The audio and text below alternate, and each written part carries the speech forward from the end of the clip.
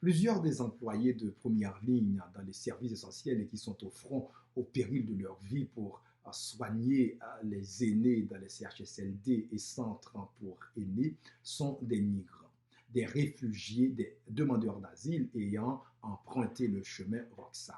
Ils constituent une mine d'or pour des agences de placement rapaces qui les exploitent. Ils font partie des travailleurs les plus infectés, devenant la chair à canon de notre système de santé dans ce contexte de pandémie.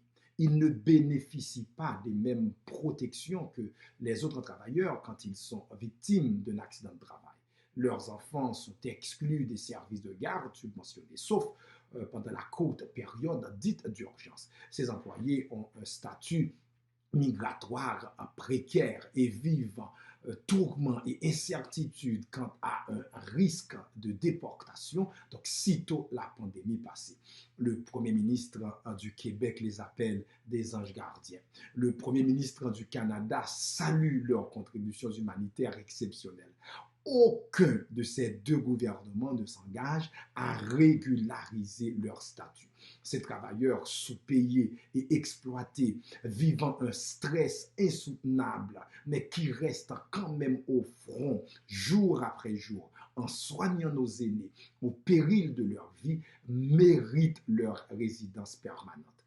Appuyons nos anges gardiens, appuyons nos travailleurs humanitaires. Nous, debout pour la dignité, sollicitons des premiers ministres qu'ils fassent preuve d'humanité à l'endroit de ces travailleurs humanitaires, en reconnaissant concrètement leur apport par la régularisation de leur statut migratoire qui facilitera de facto leur inclusion et leur intégration. Si vous voulez joindre votre voix à ces milliers de supporters en faveur de ces anges gardiens, merci de signer et de partager cette pétition dans vos différents réseaux.